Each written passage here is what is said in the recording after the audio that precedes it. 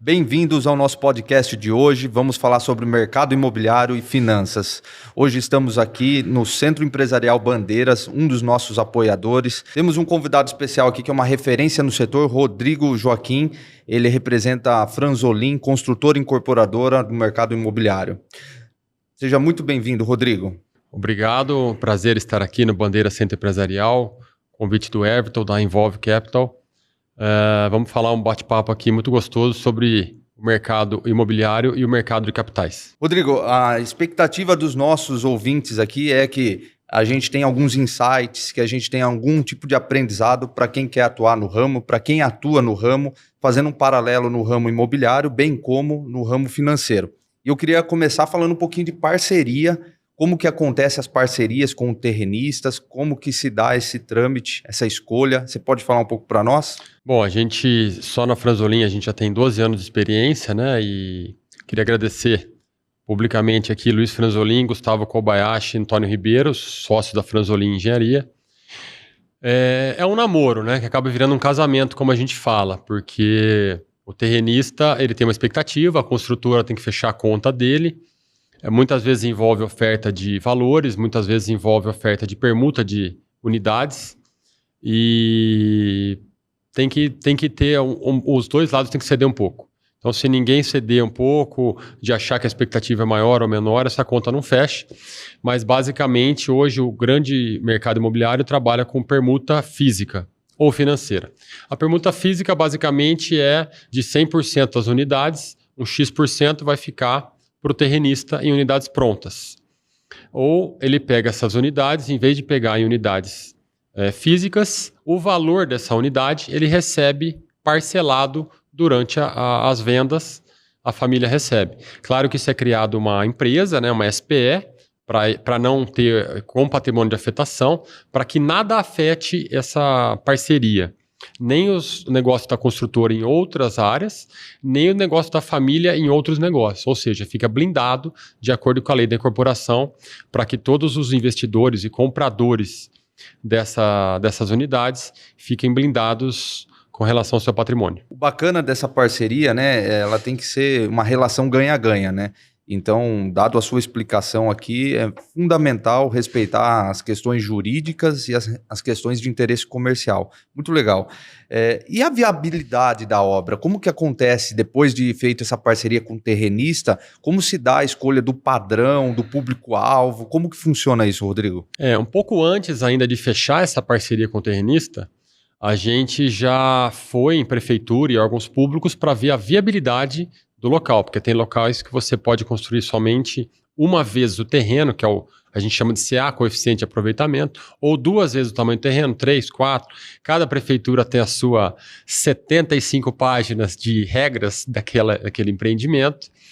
Se pode o recuo, se conta a sacada, se conta a garagem, se conta... É uma matemática que a gente fala, não é nem matemática, né? É até curioso. Aí a gente vai com a proposta para a pessoa, olha, o máximo que a gente pode fazer nesse terreno é X metro quadrado, de X terreno, de X apartamentos. Aí a gente encomenda geralmente pesquisas de mercado, que existem grandes empresas que fazem pesquisa de mercado, e aí essa pesquisa de mercado já aponta qual seria o público-alvo de qual metragem seria para aquela região. Se é 1 quarto, 2 quartos, 3 quartos, 4 suítes, e assim a gente vai. Na Franzolin, por exemplo, a gente atua hoje em 7 cidades, deve chegar aí umas 9 ou 10 para o ano que vem, e a gente conta muito com os parceiros locais. Como lá em Piracicaba, a gente tem uma parceria forte com a Frias Neto, que eles detêm 70% do mercado. Então, aí a pesquisa eles já fazem para a gente, até por quanto a pessoa vai comprar e por quanto ela vai alugar como investidor depois. Legal. Então, já sai um pacote completo para a gente lá com a Frias Neto Piracicaba. E isso deixa a gente muito tranquilo, porque comercialmente, quem entende, está há 35 anos no mercado e detém 70% do mercado são eles, nós temos que ouvi-los, né? Sem dúvida. Então, respeitar a história que eles têm lá. E daí, a gente vai para a questão que você falou do padrão. O padrão nosso de construtivo é sempre o mesmo, tá? Desde os 40 metros que a gente fez em Bauru até os 120 metros em Marília, o padrão construtivo é o mesmo, não muda acabamento, construção, qualidade, é o mesmo. Só muda a questão de tamanho para a questão de público-alvo. E nesse entorno de tudo que você abordou aqui, imagino que o que interessa para o investidor é o ROI, né? E aí acho que passa pelo tema de escolher, de achar os parceiros, de entender a mão de obra, o público-alvo. Esse mercado, como que está, do seu ponto de vista, o ROI desses empreendimentos? Ele é interessante? Como que desperta interesse de investidores? Por exemplo, lá em Piracicaba, o Sodero que a gente já lançou o Sodero, lançou o Rio, e agora no começo do ano que vem vai lançar um outro que é um estúdio. Então, por exemplo, o Sodero, da tabela inicial de 2 anos e meio atrás até agora, já deu 42% de valorização na tabela. Então, a pessoa que pegou lá no lançamento, ela está muito satisfeita. Principalmente sabendo que depois, como a gente acaba administrando os próprios condomínios, é um tema que eu vou entrar depois, o condomínio fica baixo, a pessoa consegue alugar um pouco mais do que o mercado em geral, porque o nosso condomínio gira na faixa de 300, 350 reais. Então, porque a pessoa que vai alugar, quando ela aluga, ela soma alugar condomínio. Então, aí o mercado trabalha em 0,5% geralmente de locação, 0,5% do investimento. Então, se pagou 400 mil no apartamento, vai alugar por 2 mil, a conta básica redonda. O nosso consegue chegar em 0,6, 0,7, porque o condomínio é baixo.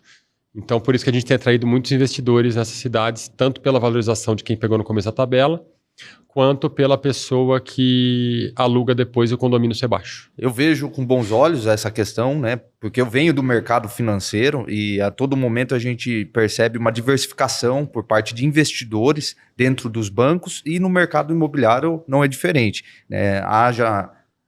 Há investidores que investem seu dinheiro em fundos imobiliários, em diferentes aplicações financeiras, mas há aqueles também que preferem imobilizar no imóvel físico ali, vendo toda a valorização por conta da escolha da região, etc. E então o ROI é sempre importante entender um pouquinho o que está por trás, porque tem aquele público que só compra para morar e tem aquele público que compra para investir, né? E com relação ao mercado financeiro, para tomada de crédito, como que você vê isso no atual cenário? Como que tem sido dentro das construtoras, das incorporadoras e até mesmo, por que não, do cliente que vai depois comprar esse imóvel pronto através do sistema financeiro habitacional? Geralmente os bancos eles têm investido cada vez mais nas incorporadoras, só que a gente tem que ter um mínimo ali de venda. Cada banco tem sua regra, 30%, 50% de venda no lançamento para o banco entrar com o financiamento da obra. E depois cada cliente ele vai tomar sua decisão de acordo com o seu banco, né? Ele tem que ter a linha de crédito dele. É bom ele já pesquisar isso antes, que muita gente compra na emoção, a hora que vai ver o financiamento, somando a renda dele, da mulher, não consegue o financiamento. Mas a construtora, porque tem essa nova lei da incorporação, a gente tem o prazo lá que ele tem que repassar esse dinheiro de acordo com o financiamento.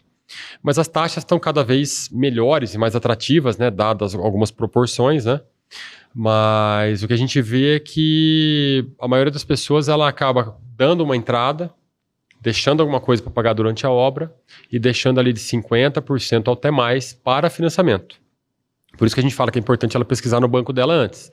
Olha, eu ganho 5 mil por mês, minha esposa ganha 5, eu tenho 10. Vai lá no banco antes e fala, olha, quanto que eu consigo financiamento? Eu consigo 300 mil.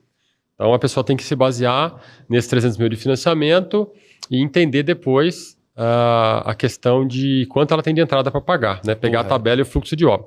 Mas aí eu já devolvo uma pergunta para você que está envolvido mais nos capitais aí de recursos financeiros.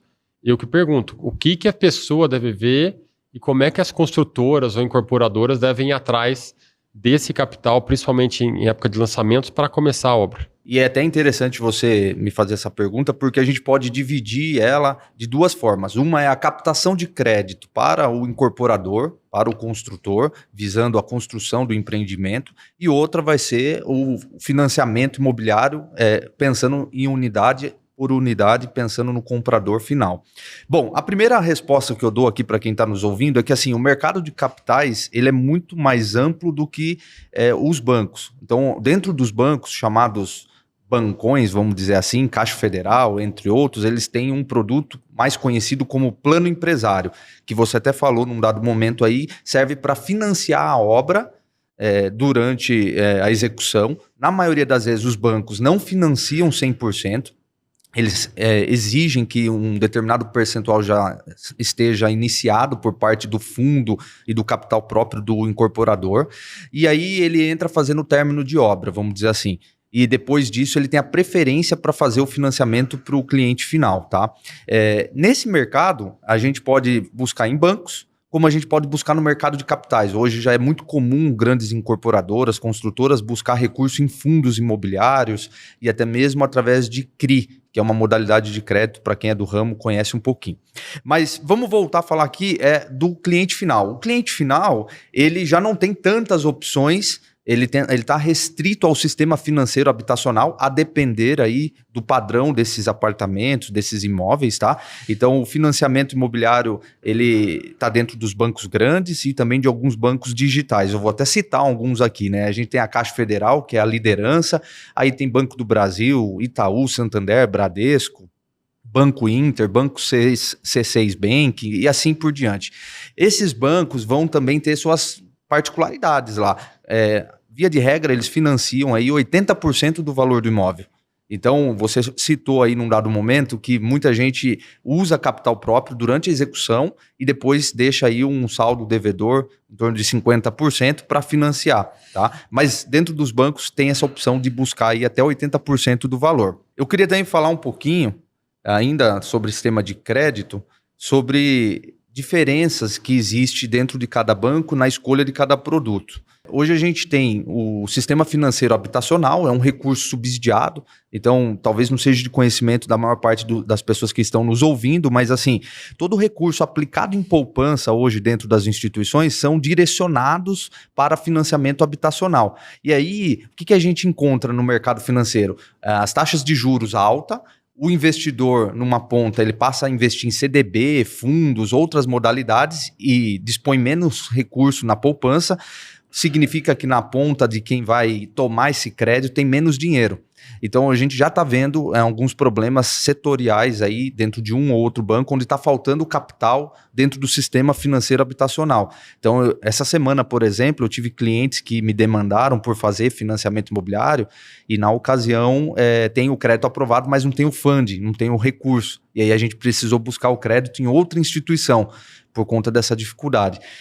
Então, assim, financiamento imobiliário, para a gente poder fechar esse tema aqui, Rodrigo, os bancos financiam até 80% do valor do imóvel, os bancos analisam a renda individual ou compondo renda, dá para a gente incluir despesas como ITBI, dá para incluir despesas como o registro em cartório, para a gente poder viabilizar a venda das unidades, ok? E aí mais detalhes a gente vai tratando aqui ao longo do nosso bate-papo. Everton, explica para mim, você que entende mais desse assunto, qual que é a diferença quando a pessoa vai financiar a diferença de saque e de price? Porque para muitos clientes eles não conseguem entender e mesmo às vezes o gerente do banco explicando fica um pouco vago na informação para eles. Bom, Rodrigo, eu vou responder, mas vou falar direcionado aí para o público, porque eu acho que essa é uma curiosidade de muitas pessoas.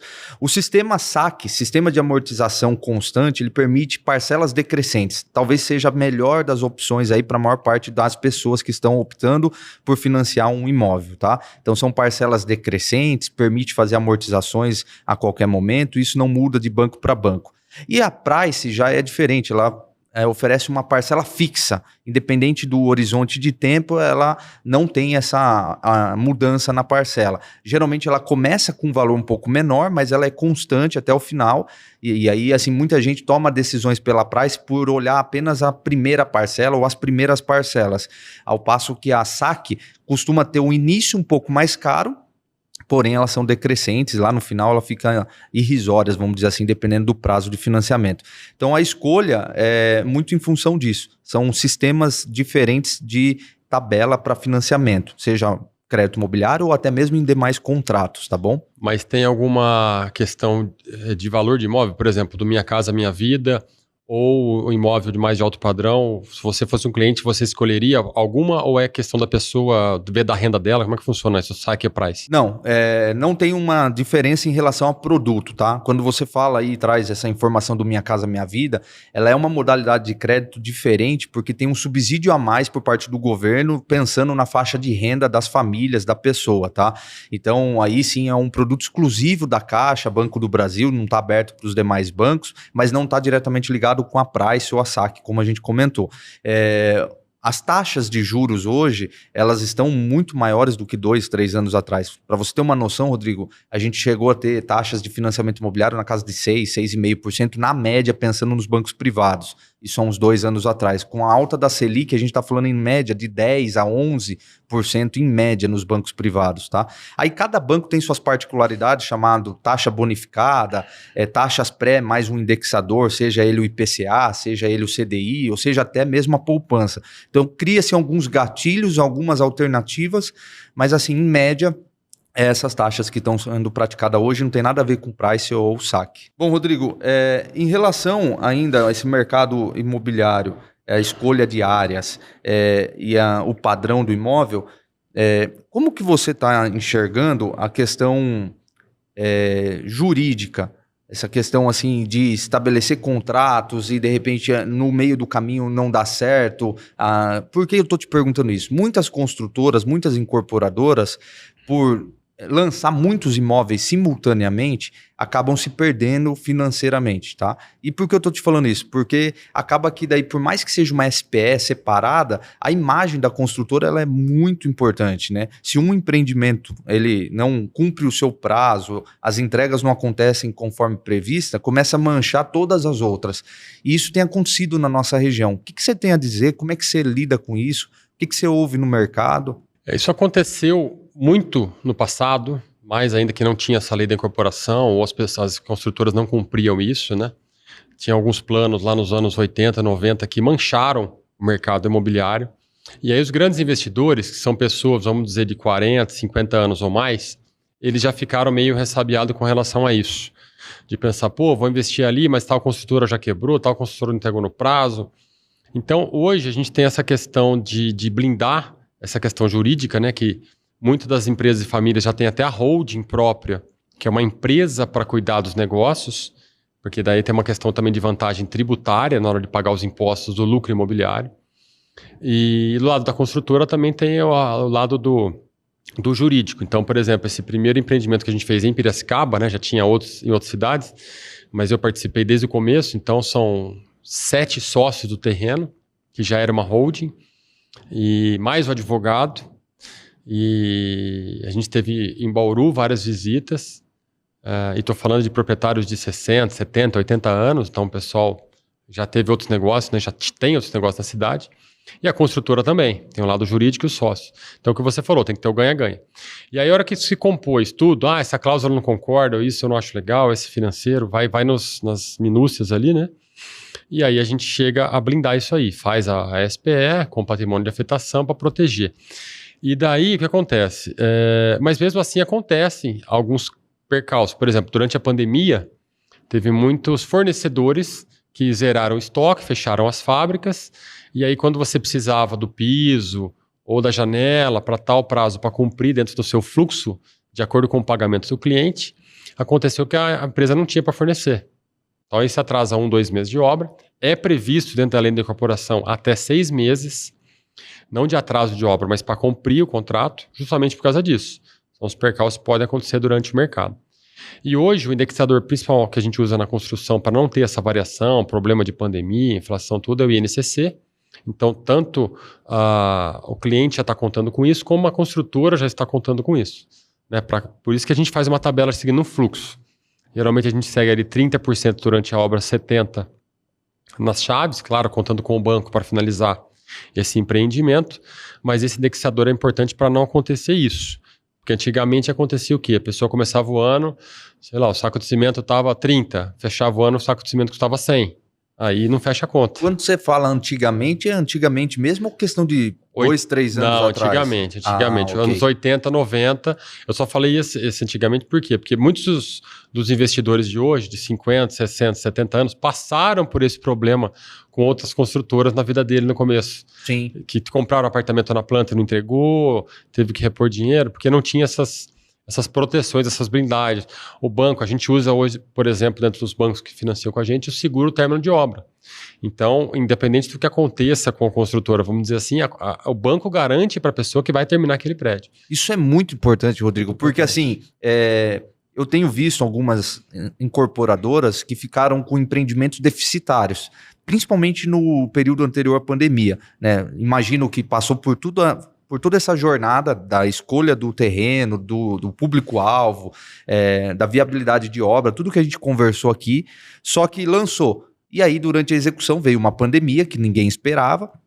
E no mercado imobiliário, eu acho que é de conhecimento da maioria, né? Houve um boom, né? A gente percebeu uma mudança na referência de preço em termos de terreno, de imóvel pronto. E eu fico pensando aqui, como é que o construtor, incorporador lida com isso? Porque mudou muito os valores. O que não mudou talvez seja a renda da maior parte das pessoas, do assalariado, das famílias. Mas assim, o mercado imobiliário ele está extremamente aquecido. Eu moro num condomínio, conheço pessoas que moram em outros condomínios. É muito comum você ver inúmeras construções acontecendo, independente de empreendimentos verticais como o da Franzolin. Talvez a Franzolin tenha essa expertise de erguer prédios residenciais, não sei se comerciais, queria te ouvir um pouquinho. Mas eu tinha essa curiosidade de entender como é que lida com isso, com esse aumento de preço, com a dificuldade de mão de obra, etc. E aí, assim, no final, eu vejo algumas construtoras incorporadoras com empreendimentos deficitários e que ali não consegue concluir, já não tem mais crédito no mercado, enfim. Se você tem aí mais detalhes, algumas dicas para quem está nos ouvindo, seria bacana. Bem falado o que você falou, é importante, porque é o seguinte... Realmente teve esse boom, principalmente depois da pandemia, aumento de preço, aumento de tudo. Os bons terrenos hoje estão nas mãos de poucas pessoas, vamos dizer assim, né? E eram terrenos que a gente até brinca, né? Era uma fazenda lá 50, 70, 100 anos atrás. Hoje estão falando em R$2.000 o metro quadrado no terreno para você fazer a viabilidade. Então, para você entender, um terreno de 2.500 metros quadrados para fazer um empreendimento de 80 apartamentos, por exemplo, o terrenista quer 5 milhões. Naquele terreno. A gente consegue até viabilizar mais para ele, às vezes, nessa conta, mas é em permuta, não em financeiro, porque se a gente dispor do capital, é diferente o valor de compra e o valor de venda. E principalmente pandemia, que nem a gente está aqui em Sorocaba, muitas empresas e muitas pessoas que moram, por exemplo, em São Paulo, que perceberam durante a pandemia que não precisava morar em São Paulo. Então, eles procuraram, por exemplo, Sorocaba. Então, vamos imaginar que Sorocaba tem hoje aí 700 mil pessoas, mas teve 50 mil empresários durante a pandemia que viram que não precisava morar em São Paulo. Eles podiam morar em Sorocaba e 1 ou 2 vezes por semana ir para São Paulo. Ou seja, começou muita procura e aí o valor do imóvel que tinha lá, casa em condomínio de 800 mil, o apartamento de 500 mil, tudo aumentou 20%, 30%, não só pela inflação, pelo INCC e tudo mais que aconteceu durante a pandemia, mas em virtude da procura. Oferta e demanda, né? Oferta e demanda, isso é básico. Então, isso sempre foi no mercado, como a gente viu algumas empresas usando do lado negativo da pandemia, né, que falavam, acabou a água, não sei aonde, o cara vendia o galão a R$100. Isso é oferta e demanda. Isso aí vai da cabeça da pessoa, né? Mas a gente fez o quê? O que a gente percebeu na Franzolin desde o princípio? Eu não podia brigar por preço, porque cada um vai imaginar o preço, né? A diferença de preço e valor. Então a gente foi pegar na qualidade. O que eu posso fazer de diferente para aquela pessoa entender que o investimento no nosso apartamento é diferente do investimento no apartamento do concorrente? Certo.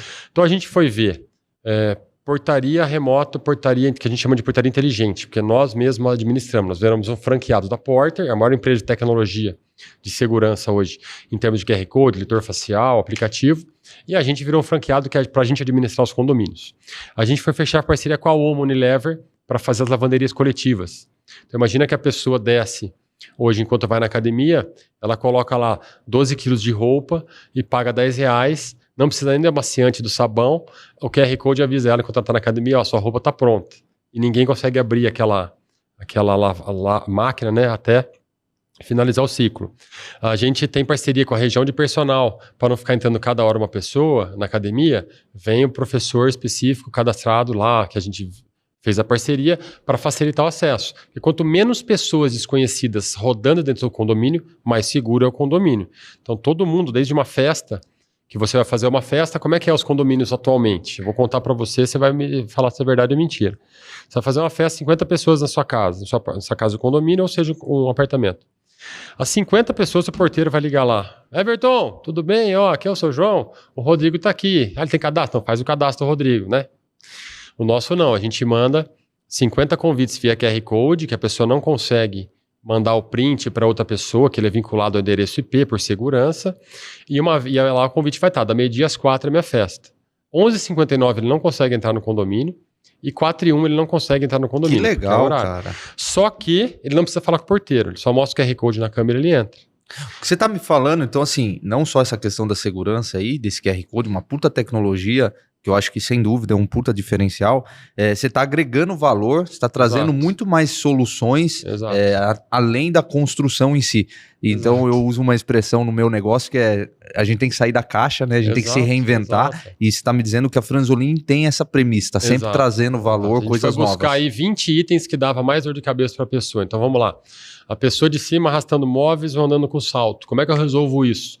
Eu resolvo com uma manta acústica. Então a gente coloca em todos os empreendimentos a manta acústica. Você não ouve mais a pessoa 6 horas da manhã de salto alto passeando lá em cima, arrastando. A gente coloca, por exemplo, no vaso sanitário, muita gente reclama de descarga, que escuta a pessoa dando descarga. A gente coloca o Tigre Redux. Então você não escuta o barulho da descarga mais no apartamento de cima. A gente foi ver detalhes do que incomoda as pessoas. Então, a questão de acústica do empreendimento inteiro.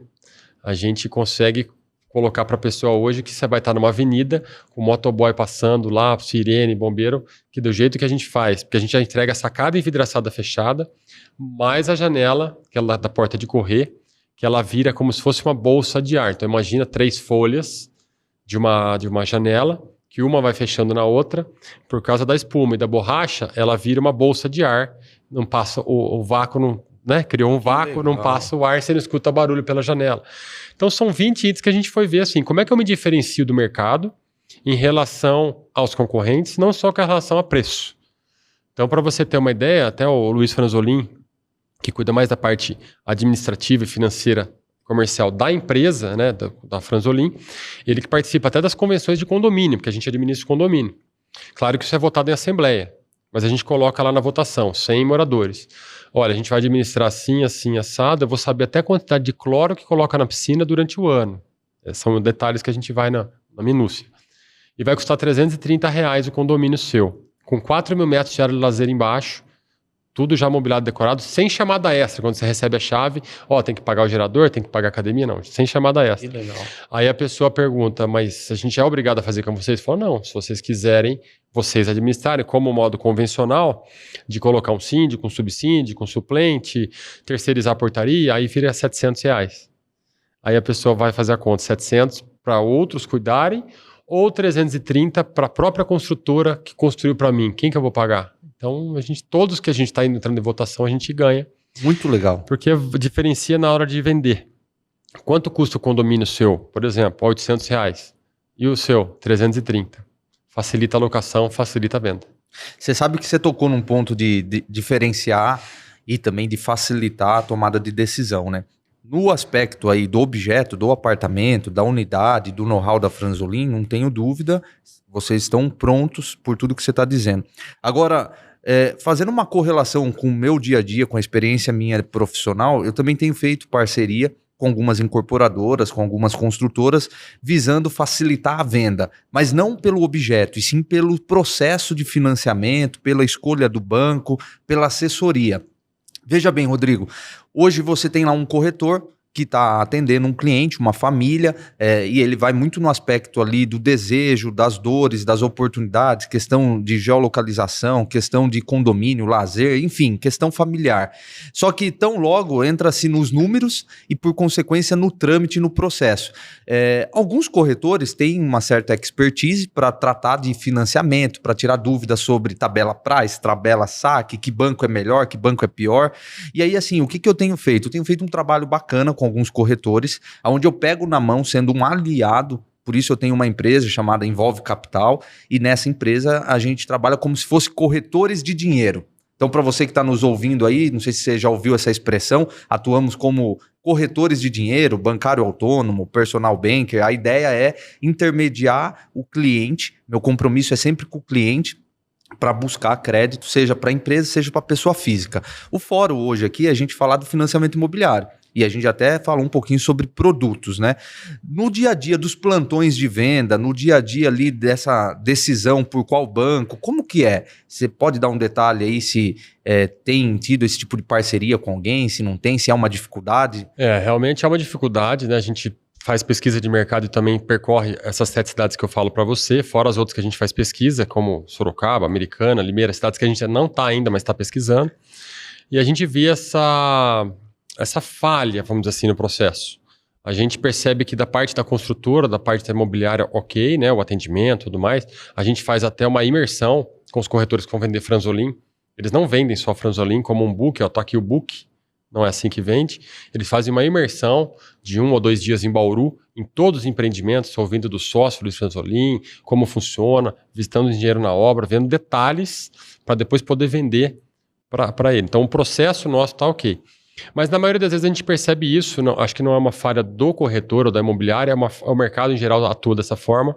Ele não se envolve nisso. Ele fala, ó, se vira, vai lá no seu banco, fala com o seu gerente, boa sorte. Se der certo, deu, se não der. Eu acho até que poderia colocar isso você como uma consultoria, que você falou, gratuita, né? Mas ajudando ele como personal banking da pessoa. Porque se o corretor não sabe fazer, a pessoa tem dúvida, né, ela já entendeu do empreendimento, mas quer comprar, mas ela fala, mas e aí, o que eu vou fazer? Tabela price, tabela saque, eu vou financiar, não vou? Vale a pena manter meu dinheiro no banco aplicado e pagar o... Bom, essa matemática que vocês, do lado do financeiro. Eu acho importantíssimo vocês soltarem isso para o mercado de uma forma geral, como essa consultoria ou essa palestra para as imobiliárias, porque na maioria das vezes a gente percebe isso. O corretor ele já está tão envolvido no processo imobiliário e a construtora no processo construtivo, que daí fica esse lado, deixa para o banco resolver. Né? E que na maioria das vezes o banco, eu não vou falar mal aqui, mas ele quer vender o que interessa para ele. Qual financiamento vai colocar, se vale a pena, se não vale. Se a pessoa, vamos supor, o banco tem meta de investimento, ela vai falar, não, deixa o dinheiro investido e paga a parcela do que tira, entendeu? É mais ou menos isso. E teria que ter essa consultoria mesmo. Eu acho que é fantástico se o corretor tiver essa informação na ponta da língua para ajudar a vender. Eu acho até que a velocidade de venda vai ser diferente para a consultora. Eu vou te trazer uma informação e você vai se imaginar nesse contexto. O mercado financeiro, e aí falando do cliente que vai comprar e financiar um imóvel, ele na maioria das vezes ele tem ali uma renda familiar, mas nem sempre ele comprova dentro do que os bancos exigem. Veja, quando a gente fala de um CLT, ele tem ali o registro na carteira, ele tem a declaração de imposto de renda retido na fonte, e tudo isso serve de subsídio para análise e para apuração da renda. Mas quando a gente fala de um profissional liberal, um profissional autônomo ou até mesmo um empresário, não é bem assim. Nem tudo está declarado no IR, nem tudo é fácil de apurar, a não ser olhando o extrato PF, extrato PJ, tem uma questão às vezes de composição de renda, e aí assim a gente começa a ter os problemas que nunca, jamais vai ser de conhecimento de um corretor, a menos que ele tenha vivido dentro dos bancos. Veja, os bancos têm um negócio chamado segmento. Então, vou dar um exemplo aqui por nome do Itaú e também do Santander para facilitar o seu entendimento. Tem o chamado cliente Uniclass, cliente Personalité, tem no Santander o cliente Van Gogh, o cliente Select. Isso tudo acontece por faixa de renda e as análises de crédito também é diferente pelo segmento que ele está posicionado. Então, recentemente eu atendi um cliente que um corretor me indicou e falou, Everton, não consigo aprovar o financiamento desse cara. E por que não? Porque dentro de um dos bancos que ele estava tentando, o banco só olhava o IR e o IR dele era baixo, porém ele tinha uma movimentação bancária na PF e na PJ. Mas aí ele não consegue aprovar, porque o banco não faz a análise pela movimentação. Eu tive que levar ele para uma outra instituição, acertar o cadastro, mudar ele para um cliente Personalité, para entender a renda dele, para daí aprovar o crédito. Porque fora desse contexto, a interpretação do banco é que ele não tem renda, que ele não tem capacidade de pagamento, que ele já está endividado. E aí... a venda não acontece. Então veja, o corretor achou o imóvel, encantou a esposa, o cara entende, o cara que eu digo, o cliente entende que aquele imóvel está de acordo, ele aguenta pagar aquela parcela, mas ele não tem um agente financeiro ali para ajudar. E isso é muito comum. Eu digo para você que é muito comum e muitas das vezes o corretor não consegue passar do outro lado da ponte, fica esbarrando nisso. Só que aí a hora que olha o contrato, né, caso tenha assinado algum contrato, tem prazos. muitas das vezes quando a gente fala de uma unidade pronta, por exemplo, um imóvel em condomínio horizontal, o contrato entre vendedor, imobiliária e comprador tem prazos. Imagine que você realizou a venda e agora o comprador está com esse mico, precisa aprovar o crédito e não está conseguindo. Então eu vejo que o meu trabalho aí como corretor de dinheiro é um trabalho de parceria, de estar lado a lado com os corretores imobiliários, a fim de capacitá-los, a fim de trazer conhecimento e sempre que possível aí a gente achar uma solução, porque o mercado financeiro ele se adapta. E aí hoje eu vejo mais do que nunca que assim, cada banco tem uma política sobre apuração de renda, sobre score, sobre rate. A gente pode passar uma tarde aqui conversando sobre esse assunto. Por que aprova num banco, não aprova no outro? Isso tem a ver com score, tem a ver com cadastro, tem a ver com renda, enfim. Não, isso é fantástico, porque é o que a gente faz na Franzolin. Acho que cada um tem que ser especialista no seu assunto. E a gente percebe muito isso. A Franzolin cada vez mais dentro, por isso que a gente quer administrar os condomínios e administra. A gente conversa, o Luiz Franzolin até vai em outros fóruns, outras, teve agora em Florianópolis semana passada, falando sobre isso para outras incorporadoras. Vocês têm que mudar o acabamento, vocês têm que melhorar, vocês têm que administrar o condomínio. E a maioria fala, você tá louco, eu quero entregar o condomínio e tchau. Não, a gente tá ali cuidando do empreendimento. E isso que você falou é fantástico, porque o corretor não está pensando nisso, mas quem é especialista é você. Como a gente fez a parceria lá, por exemplo, em Piracicaba e Bauru e Dourados, que a gente tem obras, né? Com a Tonos, fabricante de equipamentos de academia. Foi muito legal. O Luiz Franzolin faz uma mentoria com o Pedro Superti, junto com o Luiz Felipe Riso, que é o dono da fabricação, da fabricante de academias. E a gente achava que a academia, vai lá, compra os equipamentos, põe, né? Não. A gente começou a entender. Ele chegou através de um corretor que indicou. A gente foi conversar na fábrica. O fabricante, Luiz Felipe Riso, para você ter uma ideia, a validação que ele tem dos equipamentos dele é com o Paulo Musi, que é um dos caras do meu mundo fitness aí mais famosos que tem no Brasil hoje. E aí a gente foi visitar a fábrica, o Luiz Franzolin foi visitar uma academia e validamos. Então a gente entendeu que a academia não é só a academia, tem um conjunto de coisas. E aí o Luiz Felipe Riso até gravou semana retrasada, e eu repostei, né, nas minhas redes sociais, que ele foi em Bauru entregar o equipamento, mas não foi só entregar os equipamentos específicos de cada montado ali. O pessoal de design de interiores, o arquiteto, estava junto na entrega para falar, olha, aqui é o melhor local para colocar uma toalhinha, gaveta, porque aqui, se eu tiver aqui esse equipamento, vai atrapalhar esse armário. A mobilidade da pessoa dentro da academia, para mostrar a usabilidade, que é o que a gente fala. Correto. Tem que ter diferenciação. Qual que é a usabilidade? Por exemplo, a gente coloca o salão de festas nosso, ele usa durante a semana de segunda a sexta, ele fica aberto, não tem aquele negócio de lugar fechado. Essa conversa nossa podia estar acontecendo no salão de festas do prédio nosso. Ou um atendimento de corretor pode ser feito lá, porque vai ter máquina de café e água que a pessoa pega o QR Code. Não fica de segunda a sexta num local fechado, abandonado. Então, por quê? Porque a gente fala com especialistas. E isso que você falou é fundamental do seu ramo, porque eu acho que vai facilitar e muito essa informação. Porque em 99% dos casos que eu já passei, eu já presenciei ali mais de 200, quase 300 vendas em Piracicaba e Bauru, e posso dizer com 500 atendimentos que a maioria não tem essa informação. Como é que eu pego o dinheiro no banco? Vai lá falar com o seu gerente e se nega. Sorte. E se nega, ele não sabe nem por onde começar. Perdi a venda. Eu vejo que assim, e até me desculpe te cortar, mas o que eu mais vejo eu trabalho com um banco, imagine que eu sou um cliente, e assim, na hora que eu tomei a decisão de comprar um apartamento, uma casa, vou lá fazer o financiamento, nega.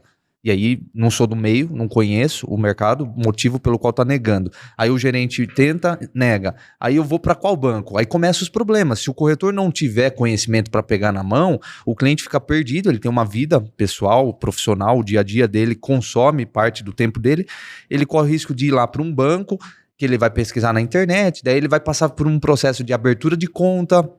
Aí muitas das vezes o gerente quer vender produto antes mesmo de aprovar o crédito, porque assim, esse mercado ele tem muitos interesses. citou num dado momento aqui que, sem fazer juízo de valor, mas muitas das vezes o banco ou as pessoas ali, já fui gerente, a gente tem sim os interesses. Muitas das vezes a gente quer vender produtos mesmo antes de sanar ali uma necessidade do cliente, que é o crédito imobiliário. Hoje, no meu trabalho, eu faço totalmente diferente. Eu não dependo da conta corrente. Eu primeiro aprovo o crédito numa instituição que, por vezes, você nem é correntista, para depois você ir lá conhecer a instituição, ter a conta e usar outros produtos, serviços que você julgue necessário. Então, eu vejo assim, esse trabalho de estar junto com o corretor, ele abre novas possibilidades. A gente pode trabalhar com crédito aprovado antes do imóvel já estar pronto. Então, assim, existe um mercado de carta de crédito. Então, é muito comum a gente aprovar e aí o empreendimento está numa fase terminal, saindo a BITS, para ter toda a documentação para financiamento. Então, a gente tem essa possibilidade. A gente tem a possibilidade, por exemplo, de ter aprovação em um ou mais bancos para ajudar o cliente a tomar a decisão pelo melhor custo-benefício, seja do ponto de vista de taxa, de burocracia, etc. E a gente pode, todo momento, capacitar esse corretor para poder pensar fora da caixa, como a gente comentou. Você conseguir isso, vai ser fantástico, porque vai aumentar a velocidade de vendas, o corretor vai estar mais interessado. Acho fantástico. Você já tem vários parceiros aqui para indicar para você, porque eu acho que isso aceleraria muito as vendas e facilitaria isso do cliente não ficar em dúvida. Porque quando ele gera alguma dúvida, se ele do apartamento, ou do corretor, ou do banco, ele já fica naquela e acaba desistindo do negócio. Não é para mim agora, eu vou esperar um pouco. Daí a gente perde venda. Perde-se, porque o momento mágico é aquele, você já fechou o cliente, agora não pode deixar o processo ser um problema, ser uma pedra no caminho. Eu insisto em dizer assim, Rodrigo, trabalhei 15 anos em vários bancos, tive diferentes ocupações lá, e o que eu mais vi muitas das vezes o cliente ele não tem como transitar nas instituições financeiras onde ele não é correntista. Tudo é uma burocracia para ele. Então ele dedicou anos de relacionamento numa instituição e na hora que ele precisou, de repente a instituição não está conseguindo atender, ele não sabe para onde vai. Ele se sente órfão de pai e mãe ali. Então quando eu passei a trabalhar nesse papel de corretor de dinheiro, de bancário autônomo, como alguns chamam, pensando nessa dor. Porque eu faço essa intermediação financeira junto a diferentes fontes de capital, seja ela para captação de crédito para uma pessoa física, seja para uma pessoa jurídica, seja para fluxo de caixa, seja para investimento. Então eu tenho um compromisso muito maior com o cliente do que com a instituição. Eu dependo das instituições como parceiros, né? Elas são a fonte de capital que eu preciso, mas o meu compromisso maior está com o cliente em achar uma solução para ele. E é isso que eu venho fazendo aí ao longo dos 2 anos e agora em nome da Envolve Capital. Rodrigo, você está lá já há algum tempo na Franzolin. Eu queria te fazer mais algumas perguntas só para a gente ir caminhando para o final, tá? E aí eu queria saber um pouquinho. Quanto tempo você está lá? Como que está o futuro para a Franzolin? A gente está falando hoje aqui da cidade de Votorantim, através de um espaço dentro do condomínio empresarial Bandeiras, e eu sei que Sorocaba é um ponto de atenção para a Franzolin. Eu queria te ouvir um pouquinho do futuro, o que vocês estão enxergando aí para o próximo ano, para os próximos anos. Tá, a Franzolin tem 12 anos já, como eu disse, mas eu estou há 5 anos lá fazendo esse papel de coordenador comercial e busca de novos negócios, né? A gente está muito contente com a velocidade de vendas e com os negócios que a gente tem feito em Piracicaba e já estamos puxando algumas pesquisas aqui para Sorocaba, na região, Votorantim, né, que aqui já não se divide mais, né, a região, né? Eu cheguei a morar aqui em 2004, 2005, mas hoje realmente Sorocaba e Votorantim virou um polo só, uma cidade só. E a gente está fazendo pesquisa, mas a gente percebe que assim, a velocidade, ela se dá como a gente falou, que você perguntou no começo, não pode ter aqueles problemas de deixar a obra, atrasar a obra e tudo mais. Então a gente vai no passo de acordo com o que a gente acha que dá. Que nesse ano aqui nós estamos entregamos o Tropos, vamos entregar agora o Ion em Bauru. São empreendimentos 100% vendidos e está entregue no prazo. Então o que acontece? A gente vai começar a buscar mais, porque existe hoje nós temos quase 550 funcionários aí no Brasil todo. Vamos lançar, se não lançar agora no final do ano que vem, já lança Campo Grande, no Mato Grosso. Ou seja, estamos crescendo.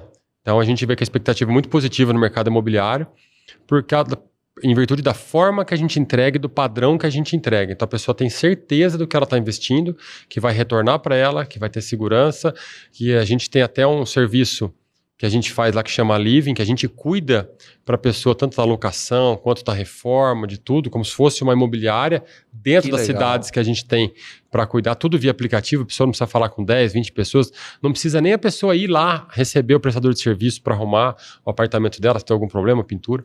Então a gente tem esses diferenciais, até de indicar os parceiros, como a gente falou da academia, tem também indicação dos parceiros de tecnologia para conversar com a Alexa, né, deixar o apartamento inteligente, a gente já tem os parceiros de armários, de móveis, então tudo para facilitar a vida. Então é o que a gente falou, a gente está crescendo gradualmente porque a gente consegue enxergar nesse mercado, mas não pode fazer essa tomada de decisão de fechar. Vamos fechar 10 cidades, 20 terrenos, vamos ver o que vai dar. Não.